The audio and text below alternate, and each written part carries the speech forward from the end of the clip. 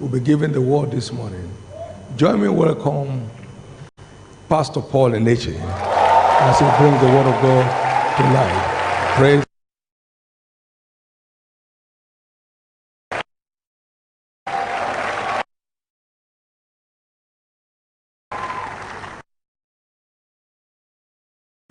You don't have to be very appreciative to God for it. Your uncheckered dedication to learning from every available source is evident today. And many will link up with it in this session. Join me, give the Lord a big hand as he ministers. Doesn't play the card.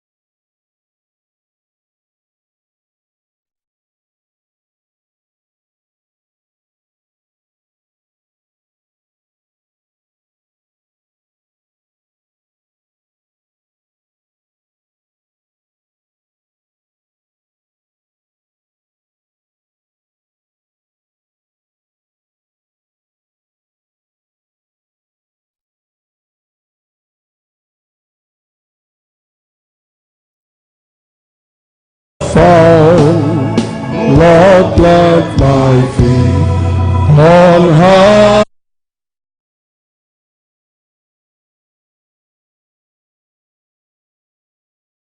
Lift me up and let me stand. My feet on heaven's table land. Higher place than I have found. Lord, plant my feet on higher ground. This morning, very briefly, we trust God to take us to higher grounds in Jesus' name. I'm taking off from what our father referred to yesterday, speaking on the subject, next levels, by becoming a seed. Next levels by becoming a seed. John chapter 12 from verse 20 the way to verse 24.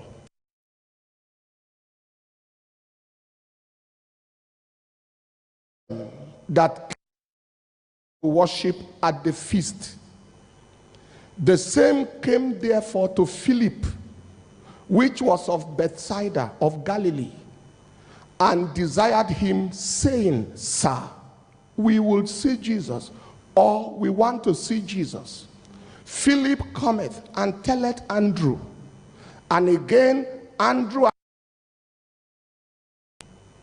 And Jesus answered them, saying, is come that the Son of Man should be glorified. Verily, verily, I say unto you, except a corn of wheat fall to the ground and die, it abideth alone. But if it die, it bringeth forth much fruit. Verse 20 adds, he that loveth his life shall lose it, but he that hateth his life in this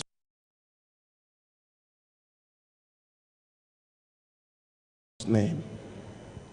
Previously in the ministry of Jesus, he had confirmed limited to the lost sheep of Israel.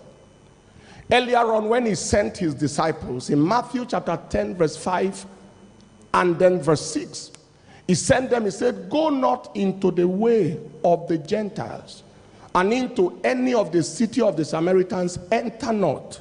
He said, but rather go of the house of Israel.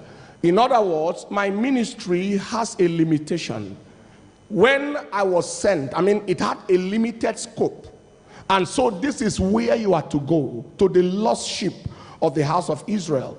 At another time, when the woman was coming, the Syrophoenician woman, in Matthew chapter 15, verse 24, and was asking for the healing of the child, Jesus again indicated, he said, I am not sent but unto the lost sheep of the house of Israel.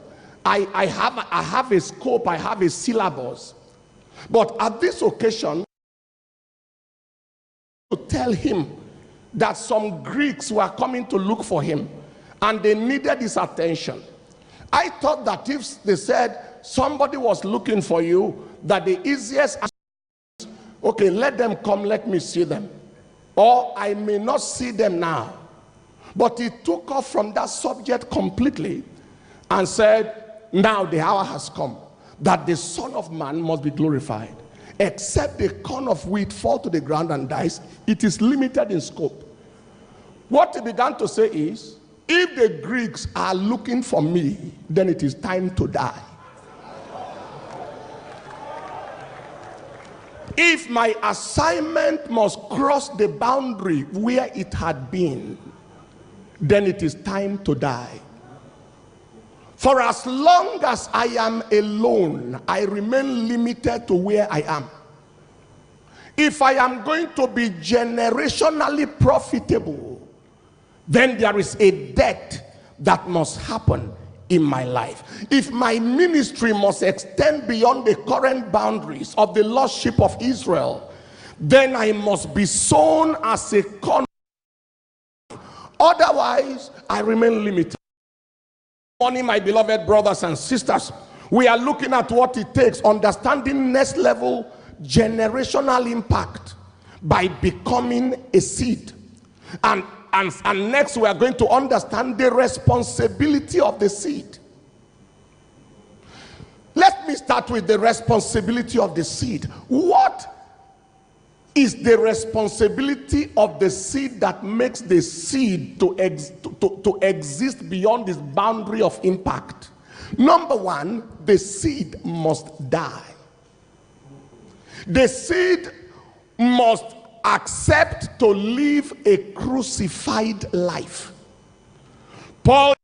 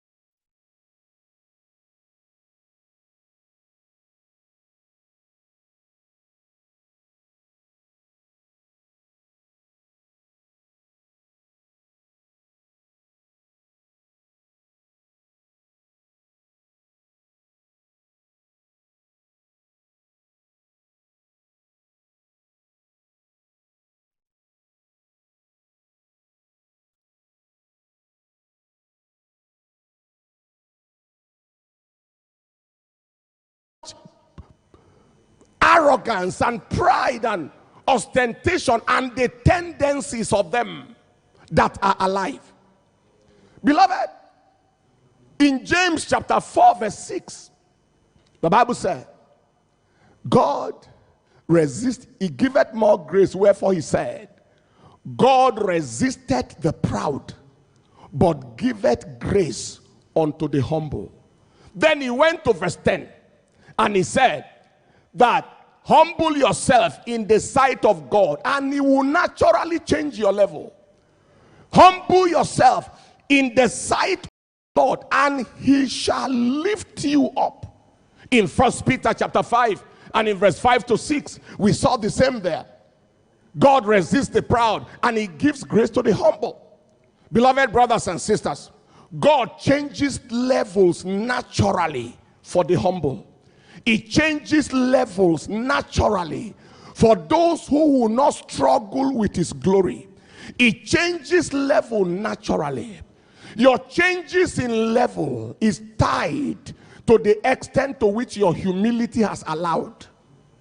If our changes in level will happen, we will need to arrive at higher dimensions of humility and higher dimensions of death to self. Hear me, brothers and sisters. The only thing that the proud will experience from God is resistance.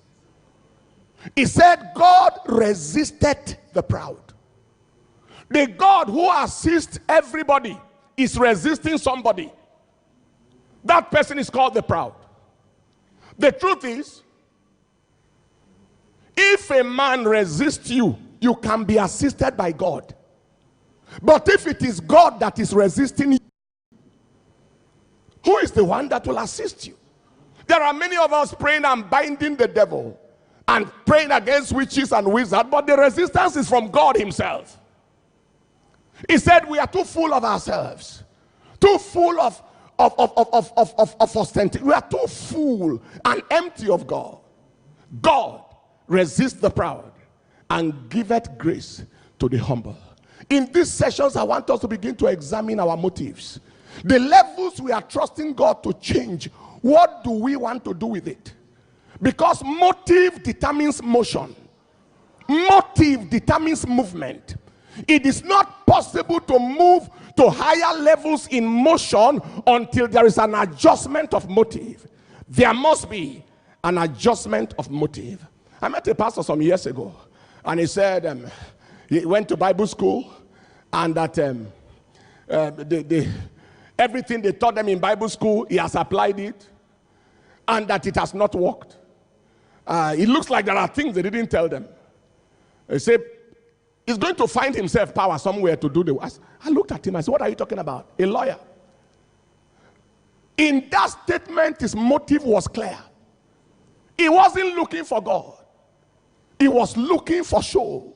He will find himself power. He's going to just do. They didn't tell them everything. There are things they didn't tell them. That man is out of circulation today. A lawyer. Because until your motive is in place, your motion is never confirmed. Brethren, it takes humility to sustain authority. The level our Father is today, you should ask God for the tremendous level of humility that can sustain that level of authority. I read something in Revelation chapter 5, and we all read it, where there was a book that was closed, and no one was found in heaven or on earth to open the book. And John said, I wept because no one was found to open the book, or not to read the book, neither to look thereon. And one of the elders came and said, weep not, for the Lion of the tribe of Judah, the root of David, has prevailed to open the book and to loose the seals. And then in verse 6 he said, and I beheld, and lo, I was looking out for the lion he mentioned, and what I saw was a lamb. He just told me that the lion opened the book, will open the book, and I was looking for the lion, and I saw the lamb. And I asked the Lord, what are you talking about? He said the lion is the same as the lamb. If you need the authority of the lion, you must surrender the humility of the lamb. It takes the humility of the lamb to have the authority of the lion in the realm of the spirit. If you need a lion status, you must supply a sheep spirit. There are many of us who want to be shifted in status, and God is saying, you need the spirit of the lamb to see the status of the lion. Many cannot be lifted or move further and cannot stay lifted, as we have said. Arrogance, pride, early arrival mentality, look down on others, talk down on others, operate arrogantly, boastfully. And when there are churches, when you come, you can't feel God at all. The place is filled with the pastor. It's filled with the pastor's wife. There is no trace of God. All you see is man. And God is saying, what do you want me to do here? I can't move anybody and anything out of here. Beloved brothers and sisters, no matter how much God will lift us, don't ever forget, there is nothing you have that you have not received. In 1 Corinthians chapter 4, verse 7, it says, who maketh you to differ from another? And what hast thou that thou did not receive? And if you received it, why are you behaving as if you have not received it? In 1 Corinthians 3, 7, Paul planted, Apollos watered. God gave the increase. He said, the person that planted is nothing. The person that watered is nothing. The only person that is something is the one who gives the increase. Hallelujah.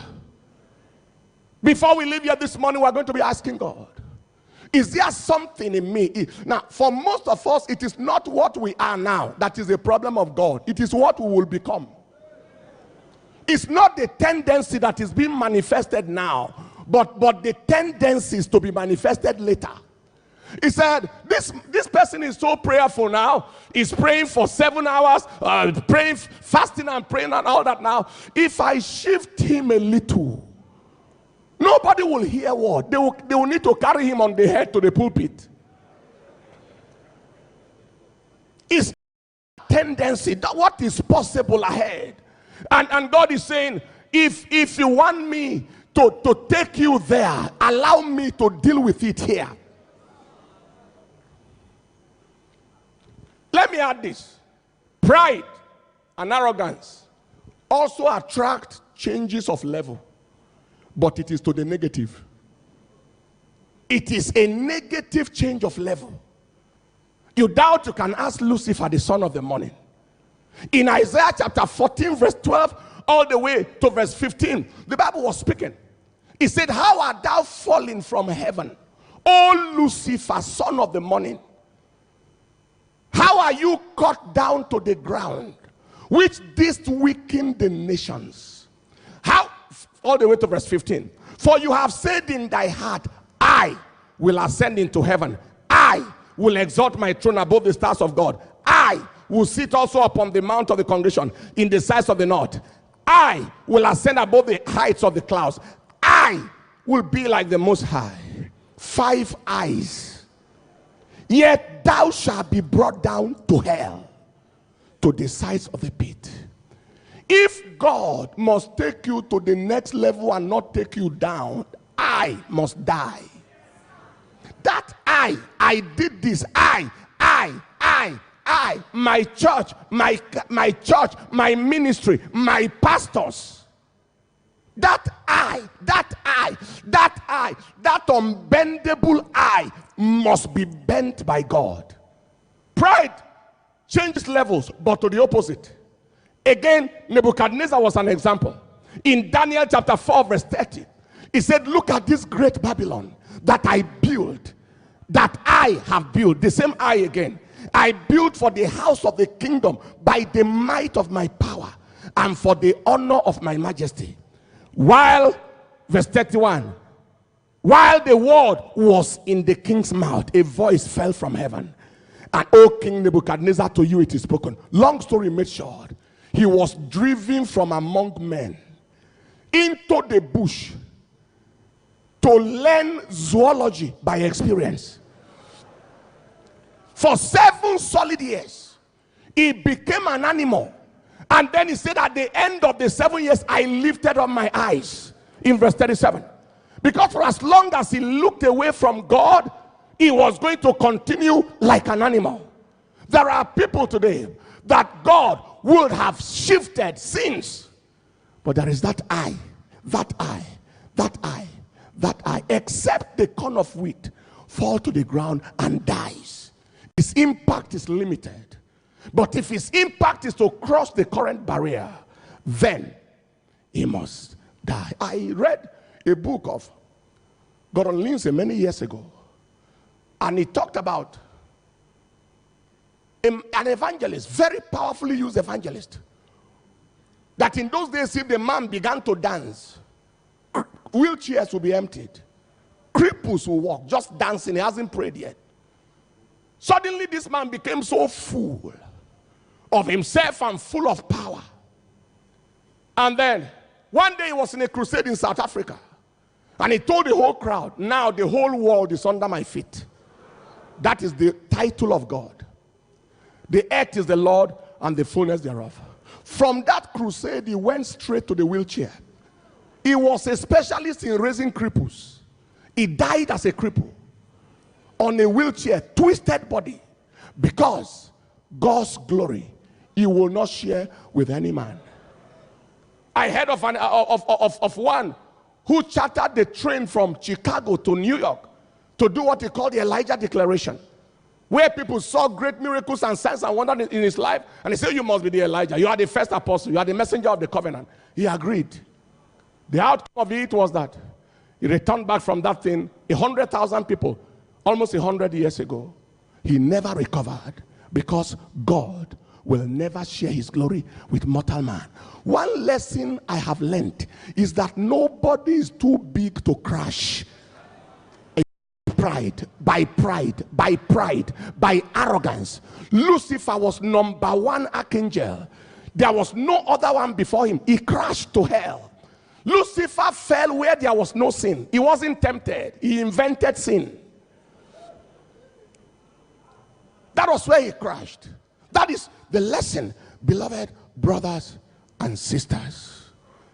Death to self is a positive level changer any day. And I'll give one example and we'll proceed to the next.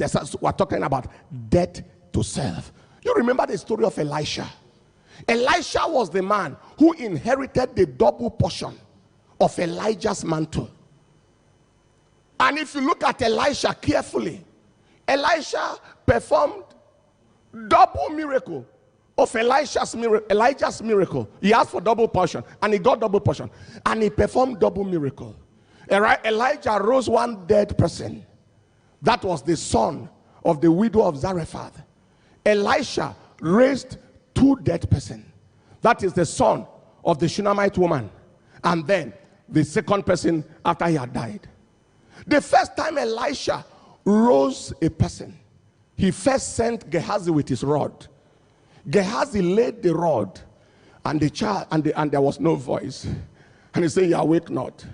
The man came himself bodily and laid himself on the child.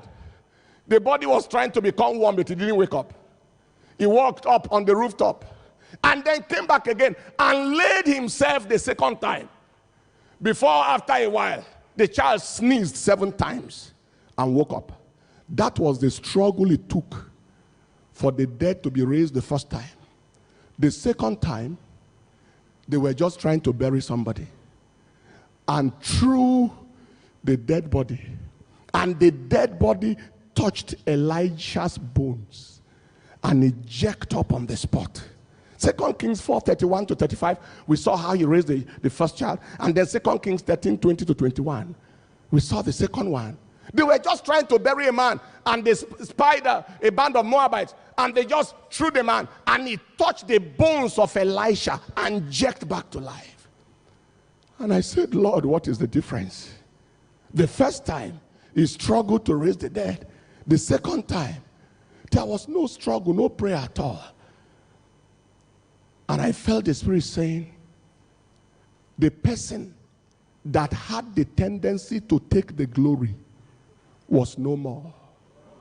The second miracle, 100% glory went to God. And if 100% glory will go to God, the distance between the miracle is short. You see, our struggles will reduce. Our struggle for expansion, for enlargement, for everything will reduce. If God will be God alone, if he is the only one in the center, in the picture, if there is no other thing, no other person, only God involved, the glory will be drastic. One day, I went on a 7 days fast, and I'm asking God. There are so many people trusting God for the fruit of the womb in the church. There are so many people trusting God for this and for that. Please help us and give us miracle. Let the wombs be open. I was like that for about 3 days or 4. And the 4th day, the Lord said to me, he said, what you are asking for is not hard for me to do. In other words, I was asking, change my level in the supernatural. He said, it's not hard for me to do. He said, but will you defend my glory? I said, yes, sir, if you help me. He said, because I don't want man to touch my glory. He said, you will not touch it. And you won't watch anybody touch it where you are. I said, yes, sir. From that day, I walk with trepidation when it pertains to the glory of God. One day I was in a church where a pastor invited me, and they were about to introduce the pastor before he introduced me. The way they introduced the pastor, sincerely speaking, I thought it was God they were talking about. I thought it was God they were referring to. By the time they finished with him, the atmosphere died.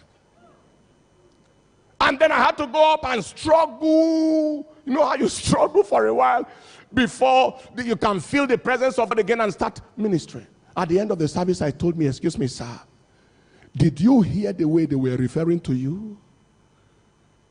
That was not correct. You want to finish yourself. He got angry with me. Why should I tell him such a thing? Long story made short, that man is someone that the Archbishop in the house had laid hands on. That man is nowhere to be found. Because God will never share his glory with man. I knew a pastor who carried his junior pastors with him, moving from church to church. Look at this building. Is our own not bigger than this one? And the junior one said, by far, our own is bigger.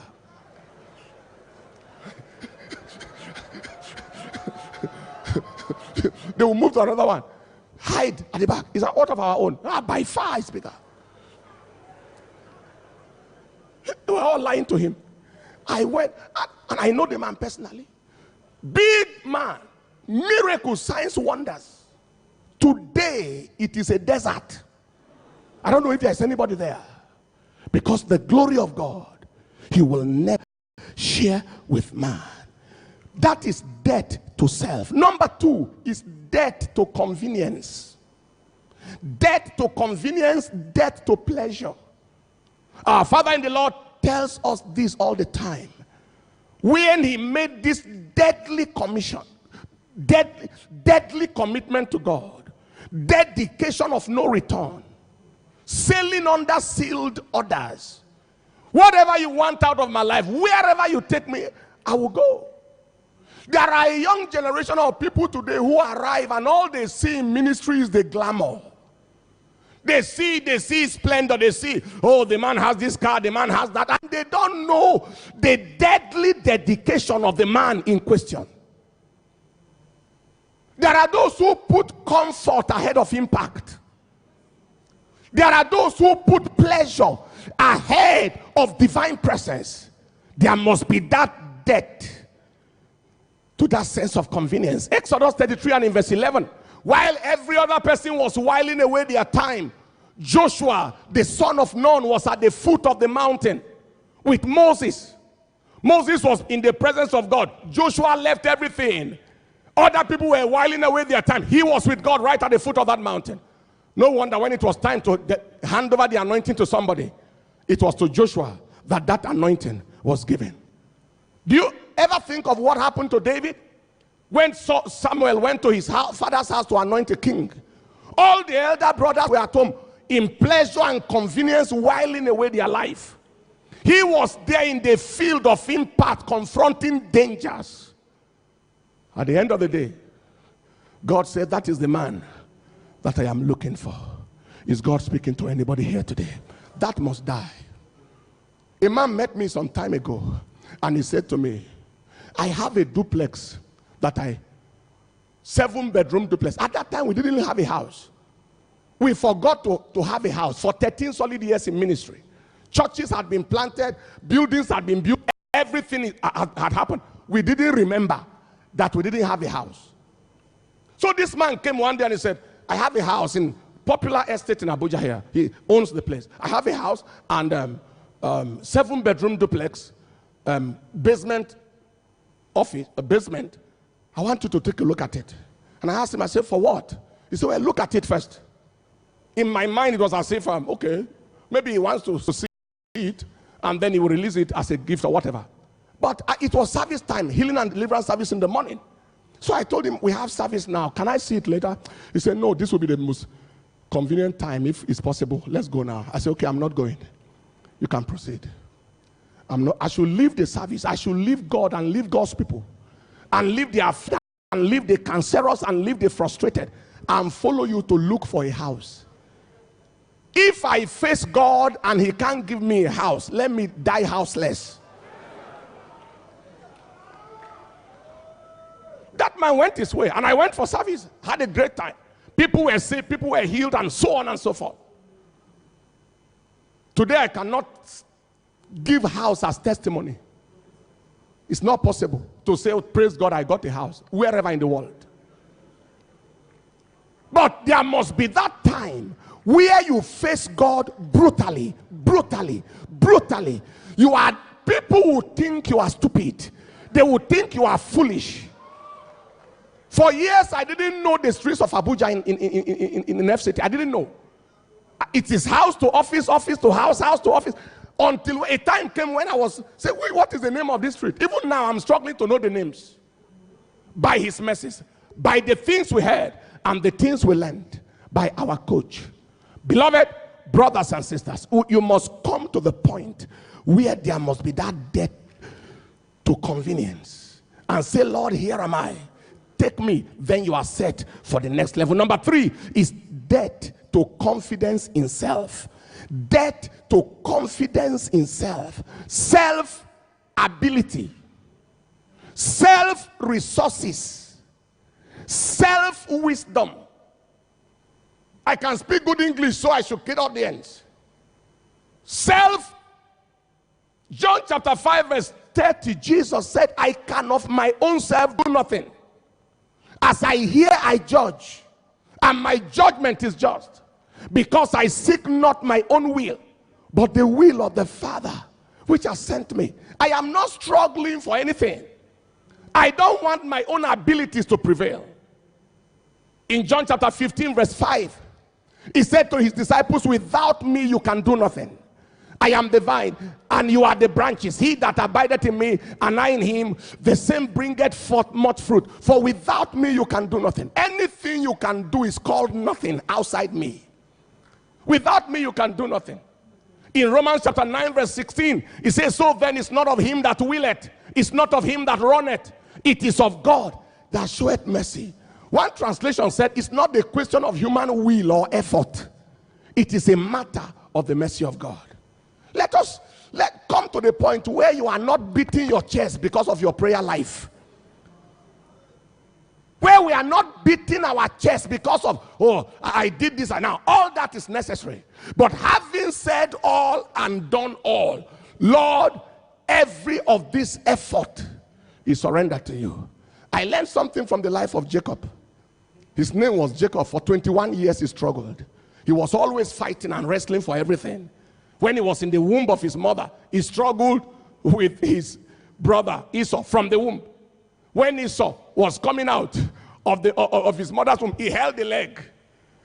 That's the first time where I'm seeing twins born, one holding the leg. In other words, where are you going? Where do you think you are going? Let's go together. He was a fighter permanently.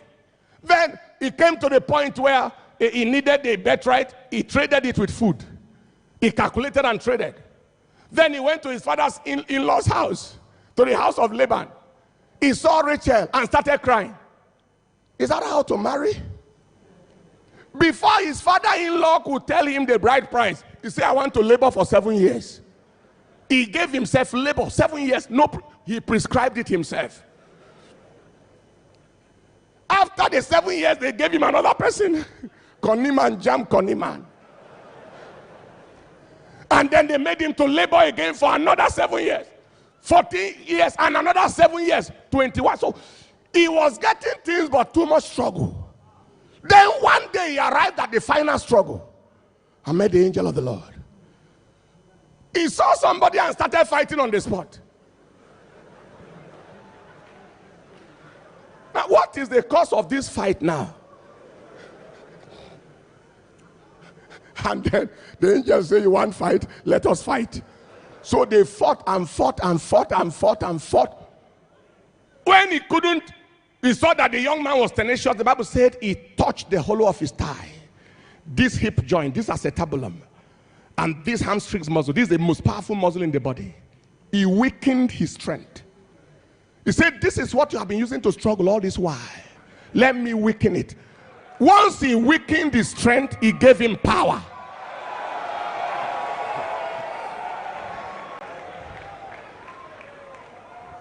So there is something God is saying. There is something you are relying on all these years. Let me weaken it. I want you to, if you need power, I need that ability to go. I need that wisdom. I need what you are relying on to go. Let me give you power. In other words, surrender me your strength. I release you my power. Surrender to me what you are depending on. Surrender to me what you are relying on. Surrender to me what you are boasting about, and I release you my power. And that is not all. He said, from today, you are no more Jacob. Your name is Israel. That is called capacity enlargement. Jacob is a person. Israel is a nation. I shift you from person to nation. I change you from an individual to an institution. I give you a shift of level. There are people seated here. From this conference, your level is shifting. If you are saying amen, say it like a believer. Your capacity is enlarging. In the voice of our Father, from here, if you are over a street, you are going over a city. And from city over a nation. And from a nation to over a territory. You believe it, say the loudest amen. Let me add this to it. Israel would not have manifested until Jacob disappeared. If you want God to make you the person you are meant to be, the person you used to be must go. The pride and the arrogance and all the things that formed who you used to be. When he became Israel, that was the end of Jacob. The end of Jacob is the beginning of Israel. If the Israel in you begin, the Jacob in you must go. Death to confidence in self. Number 4, death to confidence in man. Death to confidence in man. Looking away from everyone and everything but God. I will lift up my eyes from whence cometh my help. My help cometh from the Lord. Many times you read Isaiah chapter 6 verse 1 to 5. In the year that King Uzziah died, I saw the Lord. In the year that King Uzziah died. Many times it may be for historical purpose. Just to date it to when it happened. But I heard somebody preach some time ago. I haven't searched it out to say. You say it looks like King Uzziah was connected to Isaiah. Probably was getting help from Uzziah. And then Uzziah died. And then he saw the Lord. Whether it is historical or realistic, the truth is, if there is a King Uzziah that is blocking your view of God, either that Uzziah goes or your confidence in him must die. There are people who have big people in church that they depend on. Major, like our father says all the time, major financiers. These are the pillars of this ministry. One young man came to me and said, please pray for me. He's one of the major financiers of our ministry. Look at him. And then by the time you look up to man, like our father said, you cannot claim to be looking up to man and looking up to God at the same time. That debt of confidence in man must go if God must change your level. And finally, debt to human approval or opinion. What are people saying? Are people happy with me? Are they angry with me? Those who are bothered about the convention don't fulfill their conviction. If you are bothered about the consensus, you don't fulfill your conviction. To be addicted to approval is to be allergic to impact. If you want the whole world happy with you, you cannot go nowhere. I learned so much from our father here. The audacity and the ruggedity and the tenacity. Moving as if the devil is dead. Whether anybody said anything, is not aware. Whether you have praise, is not aware. Whether you hallelujah. He said a funny story some time ago where he was passing I think he on Okwaja side, and those people selling evening newspaper. One of it was his picture and headline, and the kind of people that write anything. And the man said, buy newspaper. I said, no. And he said, it's your picture that is on it. He said, yes, I'm aware, and I know myself.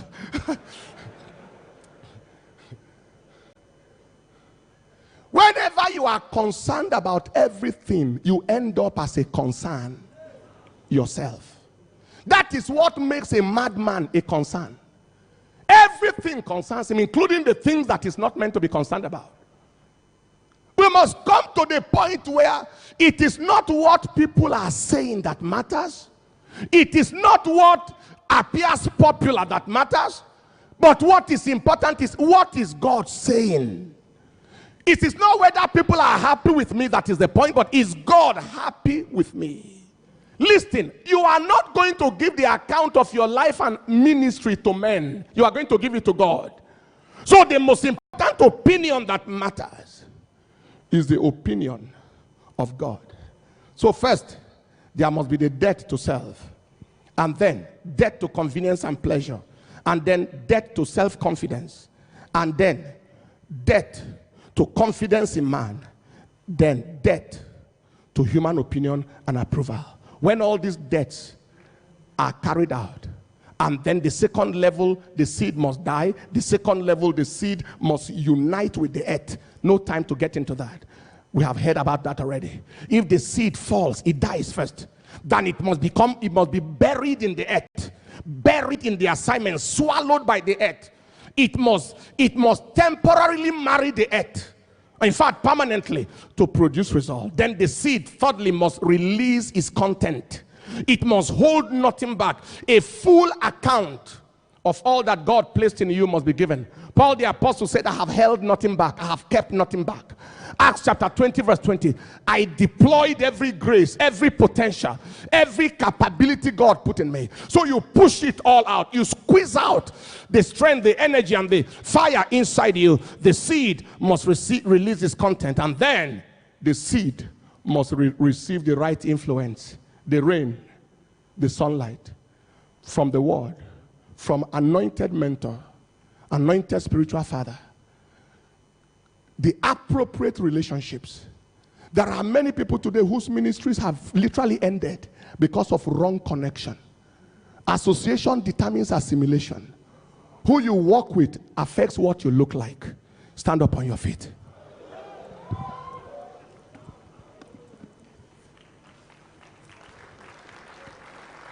Lift up your voice and let's appreciate the King of Kings for his word today. Just 2 prayers. Appreciate the King of Kings for his word to you this morning. Father, thank you for your word. Thank you for your goodness. Thank you for your mercy. Thank you for your kindness. Thank you for your faithfulness. I am grateful, Lord. I am grateful. Thank you for your word to me. Lift your voice and thank him. Lift your voice and thank him for his word to you, for his word to you, for his kindness to you, for his faithfulness to you. Give him the praise. Give him the honor in Jesus' precious name. Secondly, Lord, I release my life as a seed, and anything in me that need to die for me to change levels, let it die. Lift your voice and speak to God. Father, I release my life as a seed. I release my life as a seed. I release my life as a seed.